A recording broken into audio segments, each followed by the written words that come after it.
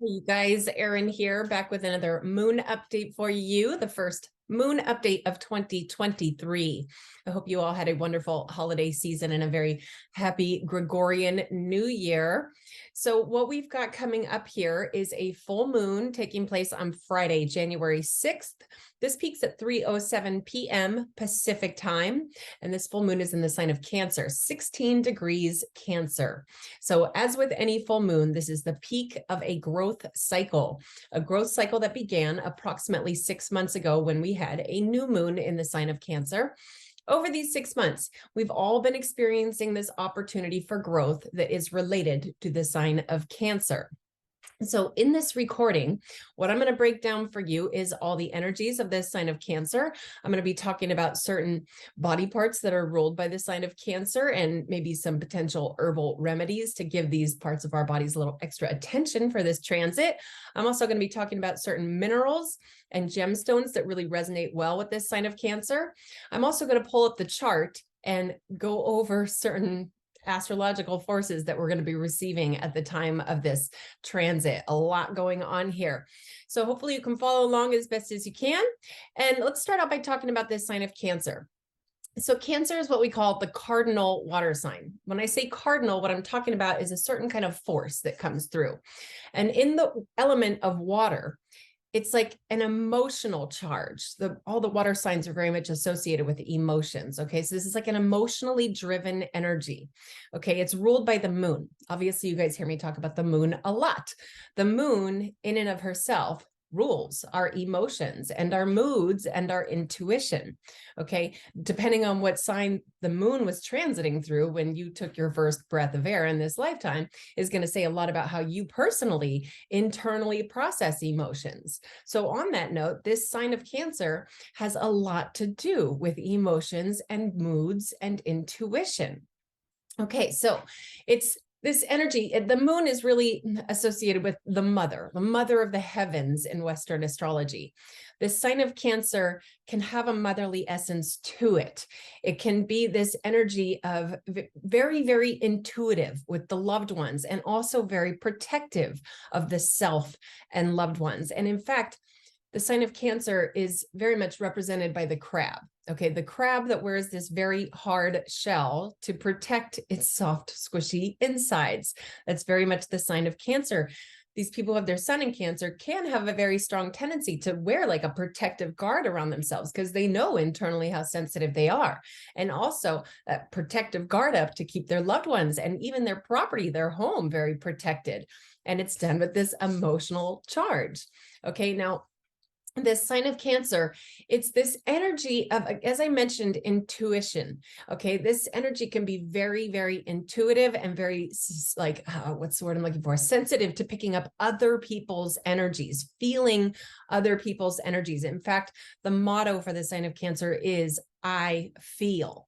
Okay, so it's very much based on feelings. And at the time of this lunar transit, really in days surrounding it, like January 5th, 6th, and 7th, depending on your own sensitivities, you may be feeling everybody else's emotions around you.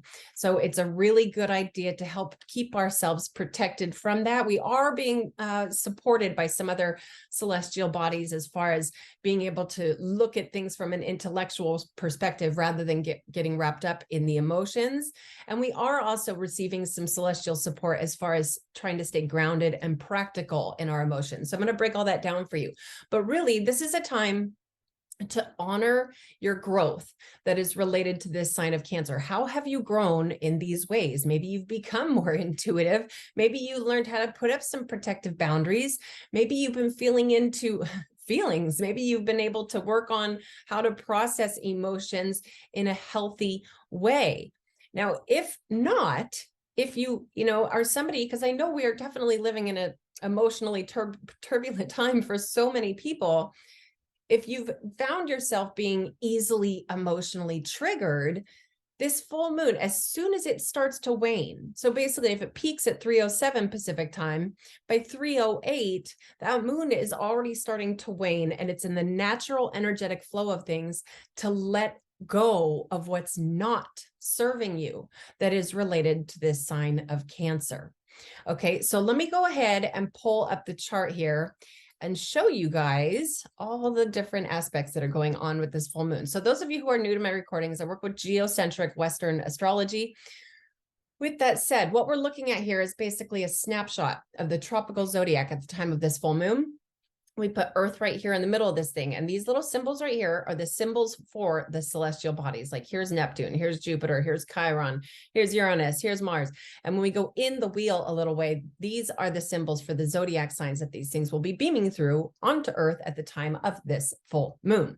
So let's start by talking about the moon, which is right here. This is the symbol for the moon. And this right here is the symbol for the sign of Cancer. Now, of course, we are all experiencing this full moon together as a collective at 16 degrees Cancer, but it's also incredibly unique to each and every one of us. And so much of this can be determined on your own natal chart, seeing which house, AKA which area of your life, the sign of Cancer comes through in your natal chart.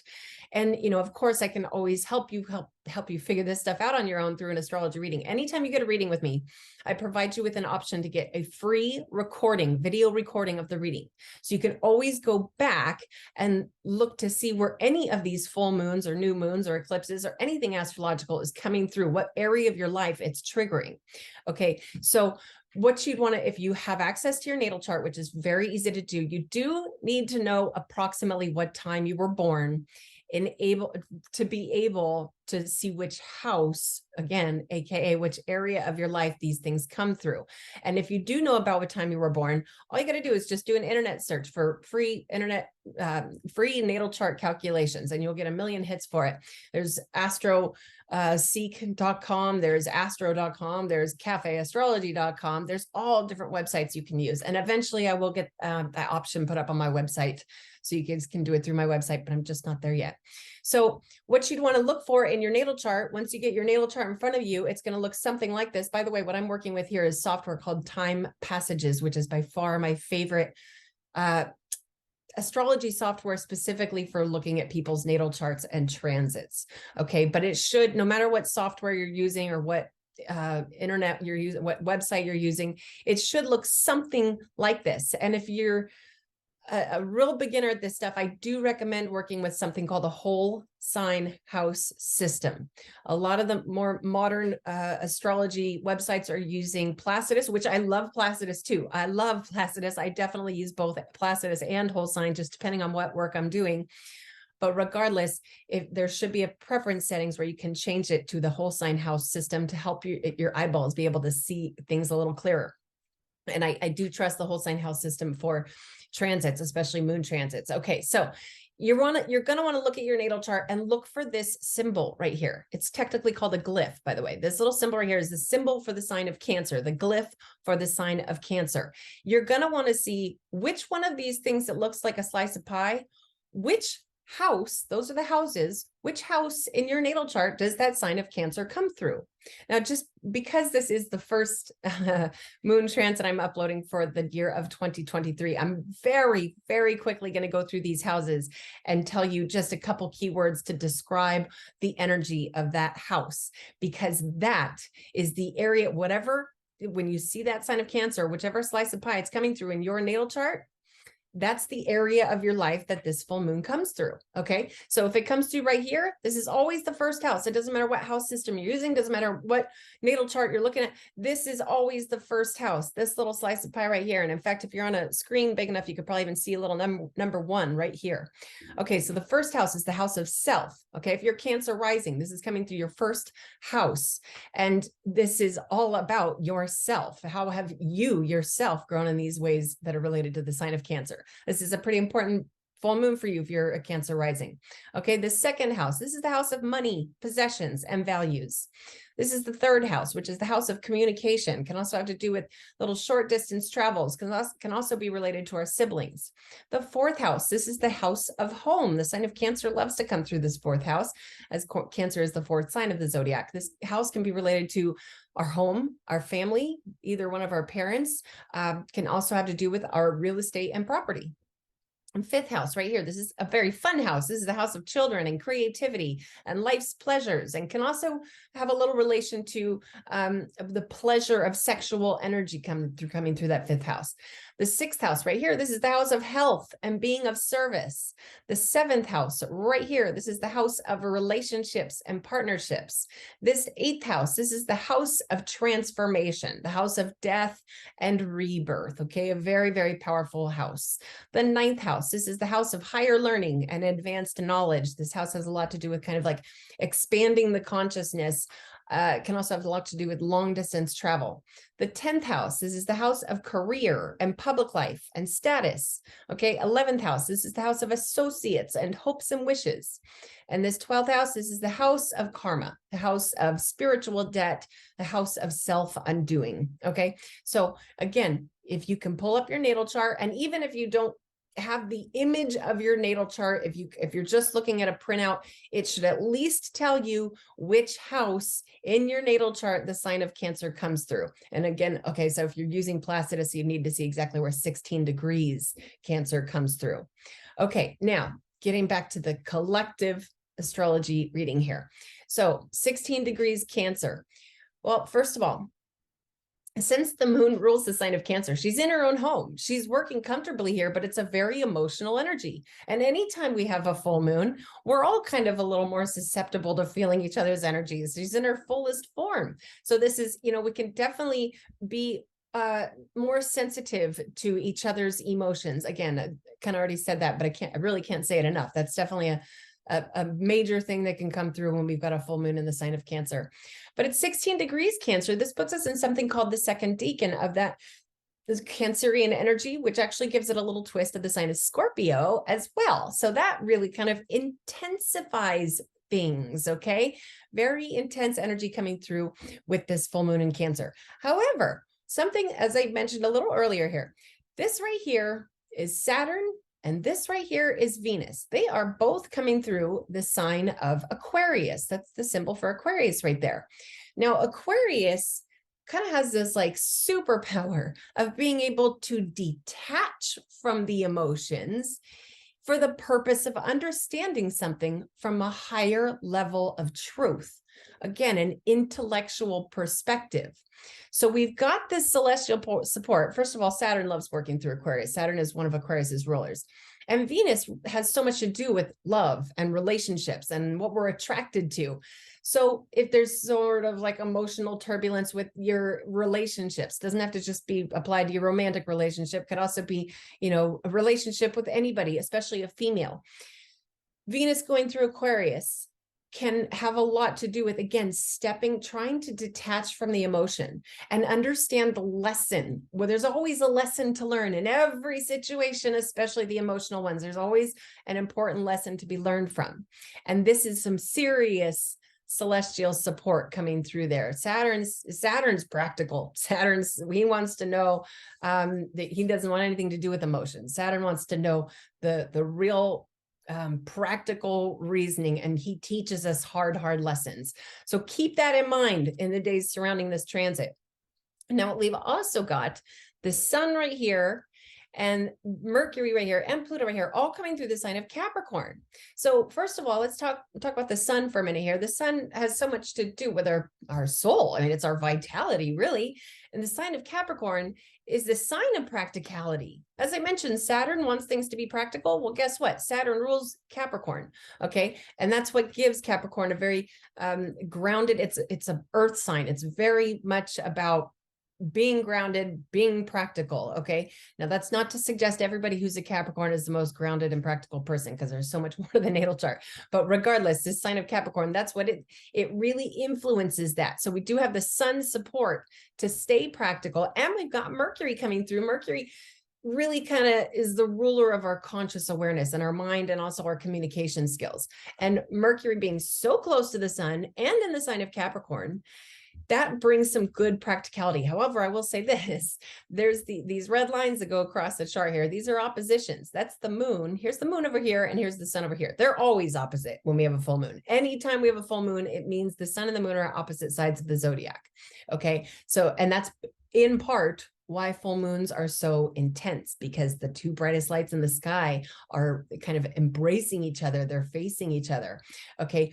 But here's Mercury also opposing the moon. So with that said, these oppositions can lead into this like, well, I really want things to be practical. I'm really trying to stay grounded and practical, but this emotional stuff going on over here, the full moon in Cancer, they're trying to like almost dominate one another. You know, the practicality is trying to dominate the emotions. The emotions are trying to dominate the practicality. And then we've got Pluto up here. I'm going to talk about Pluto in a minute. Let me wrap this up real quick. It's a really good idea to try to find the happy medium between the two. Definitely avoid escapism. We've got Pisces, Neptune going through Pisces, which can definitely influence a desire for escapism. And so can the moon. The moon going through Cancer can influence escapism as well. So definitely we want to avoid escapism. And more than anything, try to be practical about the emotional situation, but also don't run from the emotions. Find a happy medium between the two. Again, this is really, and it's not only the days surrounding this full moon transit. I mean, really, this energy goes on, and it kind of, depending on how you're going about the situation now, is going to determine a lot about how it unfolds in the near future. Okay. Hope that makes sense. Now, let's briefly touch on Pluto at 27 degrees Capricorn, because in my opinion, Pluto is like a major key player for the year of 2023 and the year of 2024. Okay. So, and we've already talked so much about Pluto and Capricorn, so I'm not going to go too deep here, but it is important to mention. So Pluto is very, very, very slow moving. Pluto's been going through Capricorn. I can't remember the exact number, but it's something like 16, somewhere 16 years, 17 years, something like that. A long time. Pluto moves very, very slowly. So it's a big deal when Pluto reaches the end of a sign, which he's about to here. There's only 30 degrees in each zodiac sign. Pluto is at 27 degrees Capricorn. Okay. And in these next few months, what's going to happen here? Well, okay, digressing. Pluto going through Capricorn. Okay. Pluto is the destroyer. Pluto brings a very sort of slow, painful, transformational process to whatever Pluto's energy is going through. Okay. Capricorn rules really like the structure of our entire civilization. Capricorn has so much to do with practicality. Capricorn is the builder. Okay. Capricorn's the ruler of authority, really. Capricorn, out of all the zodiac signs, hands down, Capricorn is the most related to things like authoritarian establishments. Okay, now here's Pluto going through Capricorn, who rules Capricorn rules the structure of our civilization and authoritarian establishments. We'll just leave it there. And here's Pluto, the destroyer, that's been going through this sign of Capricorn so slowly. Things got extremely turbulent in 2020. We had Mars, South Node, Pluto. We had a ton of stuff going through that sign of Capricorn. Energies that Saturn, they didn't like to be next to each other. That's played a huge role in my 2020, created so much destruction to the structure of our civilization. Okay. And it's not quite done yet, but in these next few months, Pluto's going to get into 28 and then 29 degrees Capricorn. 29 degrees is the ultimate anaretic degree. Anytime any light in the sky, any celestial body is at 29 degrees of any sign, there tends to be this like a very, very powerful energy that comes through. And often it's not a fun energy that comes through. Often it's kind of like the darker side of that celestial energy. So, and I believe that it changes into Aquarius in March. But basically what I'm getting at here is over these next couple months, we very well could see a lot of sort of very, very powerful and kind of gnarly transformational processes. But also Pluto reveals secrets. We're already seeing all kinds of very strange secrets come to the surface involving things like governments and scandals and that sort of thing going on. We're already seeing that come into light, but I think we're going to see more of that. But here's where things get very interesting. So yes, Pluto's going to finish up in Capricorn. And then very briefly, I believe this is in March. I'll talk more about it as we get closer to that time. Pluto's going to pop into Aquarius for a very short amount of time. Pluto's basically going to be like, hey, Aquarius, I'm here to create some destruction. And then I think it's in May, will retrograde back into Capricorn. And what happens here is it's yeah, like I said, it's like Pluto opening up the Aquarius door saying, hi, I'm here to make some troubles. And don't worry, if you're in Aquarius, that doesn't mean it's going to hit you heavily, especially if you're later in the Aquarian season. But regardless, as a collective, Pluto's opening the door. Aquarius is like the ruler of humanity. Aquarius is the humanitarianism energy. Aquarius really has so much to do with being progressive and moving forward as a civilization. Okay. And Pluto's about to wave his hand in there, but then retrograde back into Capricorn. And basically towards the end of 2023, Pluto's going to have to move back into Capricorn with a little retrograde, cause a little more havoc in that sign of Capricorn, and then move back into the anaretic degree of Capricorn in I believe it's December of 2023. So Pluto is something to be keeping our eye on. Not only that, but we are also still experiencing America's Pluto return. Okay. If you don't know what I'm talking about, please go back and watch I made a whole video about America's Pluto return earlier in 2022. So you can understand what I'm talking about here. But really, to wrap this up, what it means is this is hitting in the United States natal chart based on the Declaration of Independence. Okay. There is a lot going on with destruction in the sign that rules over our civilization, the structure of our civilization, and authoritarian establishments, revealing secrets, and it's in the house of money for the United States. So there is a lot going on there. Not only that, but we've also, and while we're on the topic of money, okay, it's going to be a very, as I was saying last year, 2022 was going to be a lot about money, Unfortunately, crypto didn't do what I was hoping it would do, but I do still have 100% faith that something big is going to happen with the digital currencies, probably this year. And I do think there's opportunity for money to be made there. But regardless, there's that going on that is very specifically involving money for the United States of America. But then also what we've got over here is Uranus. Okay, so Uranus is the influencer of abrupt change. Uranus influences it's also destructive energy coming from Uranus, just like Pluto, but Pluto's more like slow and painful. Uranus is more like, no, this is happening now. Uranus is very abrupt and very sort of like futuristic. Uranus wants to move forward. Uranus is out with the old, in with the new. And Uranus is going through this sign that rules over money, possessions, and values right here in the sign of Taurus. Wow.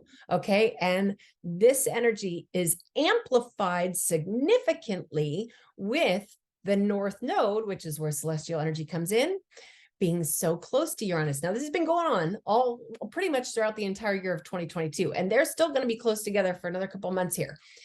It's like Uranus is bringing abrupt, and not only that, but Uranus also rules like technology, things like, digital stuff, okay? Going through the sign that rules over money. I'm telling you, something's going to happen with the digital currencies. I would not be surprised at all if over these next 10 years or so, we end up in a cashless society, which I'm not suggesting that's what I want by any means, but I could see that kind of thing unfolding here because Uranus wants new, wants digital, wants electrical, okay? Going through the sign of money. And it's very potent right now as Uranus is very close to the North Node.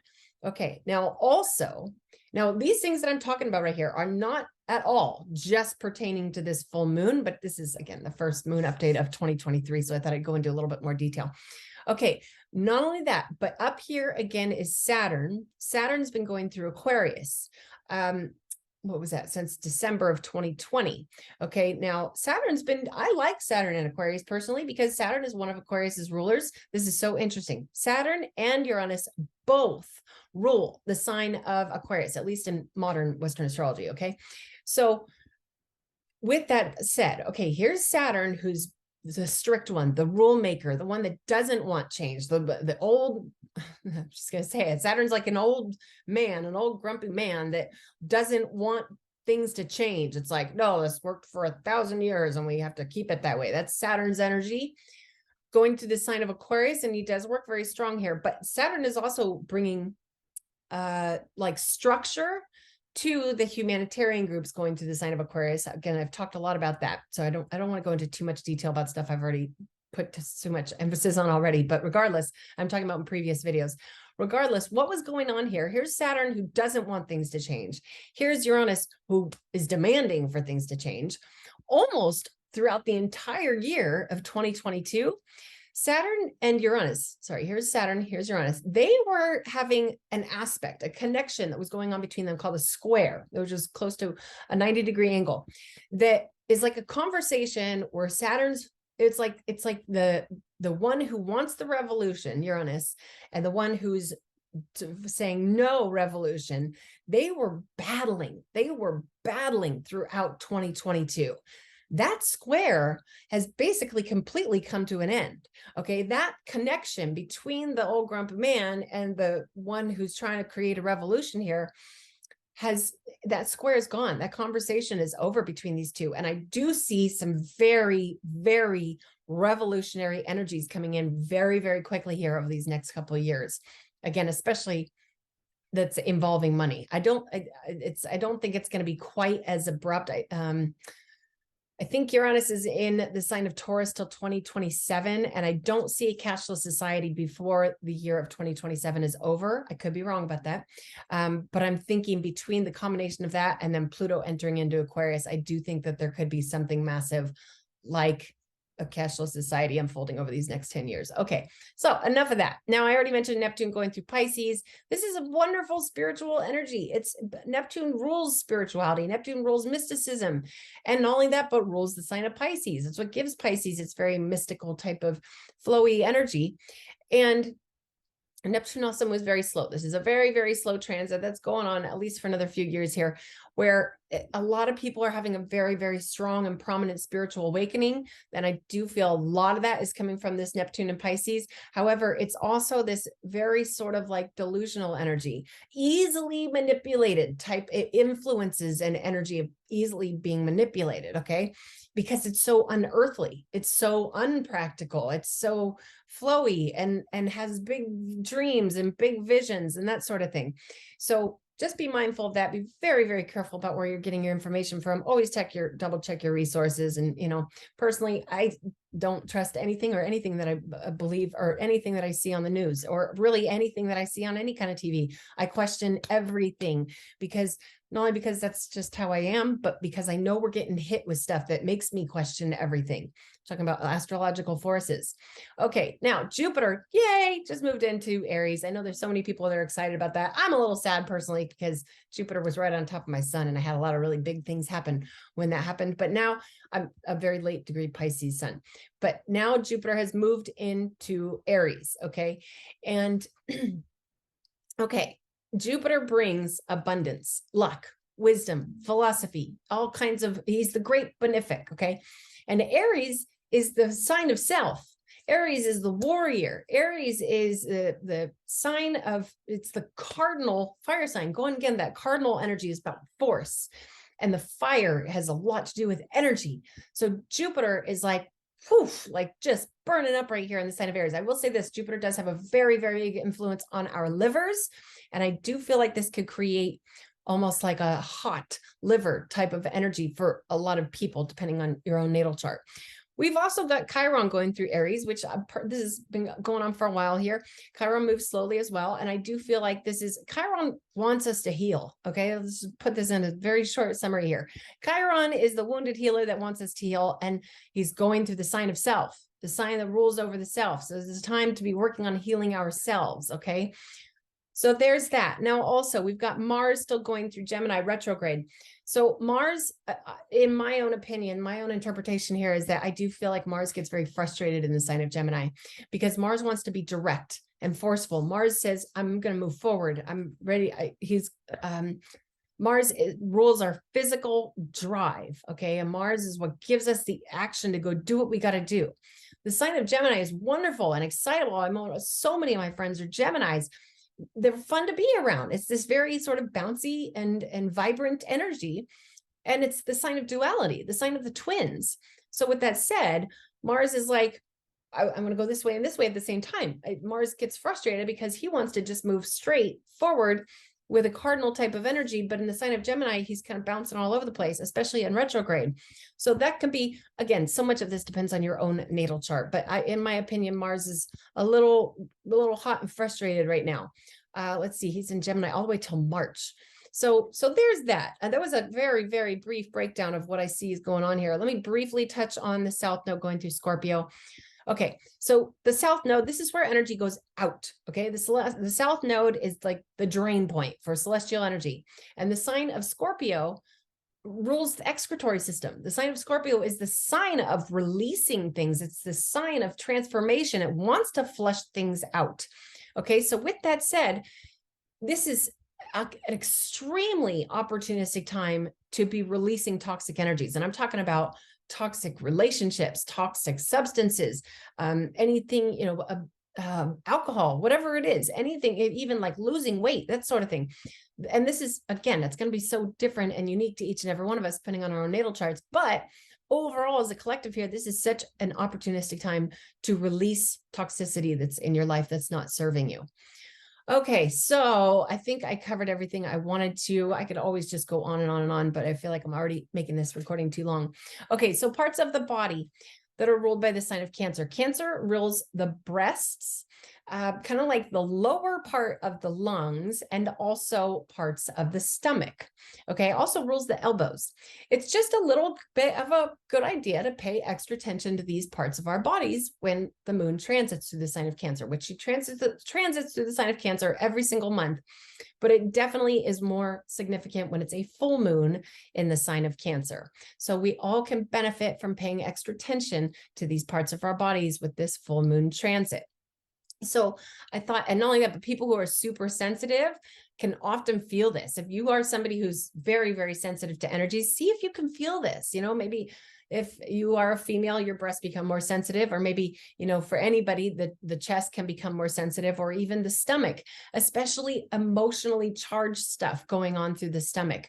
So I thought I would mention some herbs that I like to use when the moon transits through the sign of Cancer. So the first thing I was going to mention is chamomile. Chamomile is so easily, accessible. It's almost in every store, that sells food and groceries. Okay, chamomile, I do, of course, recommend organic, but chamomile is very calming. It's very soothing for the emotions. It can make you a little sleepy, so be mindful of that, but it's also just a warming agent. It's like the sign of Cancer, all the water signs they have a cold energy to them, and chamomile can warm that energy up. And again, like calm the emotions. Okay. And then angelica can be really good for the stomach. If you're somebody who, and say you got a lot of Cancerian energy in your natal chart, you very well could be dealing with like things like bloating in the stomach. And it's based on emotions. It's based on things like cortisol going off and that sort of thing. Angelica is good for so many things, but specifically referring it to the sign of Cancer here, angelica can be so good for the stomach, so good for calming even emotional hormones and that sort of thing. You should just look up angelica. It's good for so many things, but if you, especially gas bloating, if you've got a situation going on where you get bloated in your stomach, angelica can be really good for that. And then also, lastly, red clovers can be really good for the breasts. A lot of people, especially women who've got a harshly aspected Cancerian placement in their natal chart, can deal with things like cysts in the breasts. Red clovers is what I personally recommend. Now, I am not a doctor. I do not have a medical practitioner license or anything like that. These are just ancient remedies that I have learned from my favorite teachers and that I have put into practice in my own life and benefited from them. So I like to share that information with you guys. So there is that. Now, stones are really minerals, okay, that go with this sign of Cancer. The dedicated mineral for the sign of Cancer is pearls. That's why I've got my pearls on today. I know pearls aren't exactly the most popular type of jewelry these days, which is unfortunate because pearls are actually really nice. They're very soothing. They're very calming. And there's a very interesting story about how pearls have a lot to do with our blood, and they can actually be really good for keeping our blood clean. And if we look at the women of the royal family, how often they are wearing pearls and how there is such a strong association between bloodlines and the royals. It's a very, very interesting story. If you can, I wouldn't even remember where to find that article that I read about that, but it's very, very interesting story. Anyways, pearls are really the dedicated mineral for the sign of Cancer. What I like to do is I like to take the minerals or the stones that resonate well with the sign that the moon is transiting through, especially on a full moon or a new moon. And I write in my journal. So for this full moon, I'll be pulling out my journal in the hours leading up to this full moon. I'll be writing down the growth that I am grateful for that is related to this sign of Cancer. And I will also be writing down what I want to release that is not serving me. You know, again, as soon as this moon starts to wane, I'm going to let the things go that don't serve me that are related to this sign of Cancer. And then I take these stones or minerals and I put them on top of my journal so that the words in my journal are like resonating well with the celestial energies we're receiving. And this could be any kind of pearls. You know, these are some freshwater pearls that my wonderful neighbor brought me back from Hawaii. Any kind of pearls are wonderful for the sign of Cancer. But obviously, not everybody has pearls and doesn't want to own pearls. That's perfectly okay. I'm going to also mention here a couple of different kinds of moonstone. This is more like traditional moonstone right here. And this right here is rainbow moonstone, which is wonderful. And they definitely resonate well with the sign of Cancer. But on that note, they can also, moonstone can have a tendency to enhance emotions. Okay. So if you're somebody, let's say you've been working really hard to work through emotions, you've been doing meditation practices or qigong or whatever it is to really, you know, honor your emotions and process them in a healthy way, moonstone might be really lovely for you. That might be a really nice stone. But if you're somebody who's already going through an extremely emotionally turbulent time, moonstone might not be the best stone for you to be keeping near you, especially when the moon is transiting through the sign of Cancer. Okay, but as usual, I will leave a full extensive list of stones that really resonate well with this sign of Cancer in the description of this video. Just look below. If you would like to schedule an astrology reading, please go to my website, erinwageastrology.com. You can schedule straight through my website. There's 3 little bars, like if you're on a phone or some sort of a tablet, then you're going to want to look for the 3 bars on the top of the website. It's a menu bar. And if you click there, it'll say book online. And then it's a super easy process from there. If you're on a computer, it already says book online. So there's that. I do hope to hear from some of you. And until next time, namaste to all of you.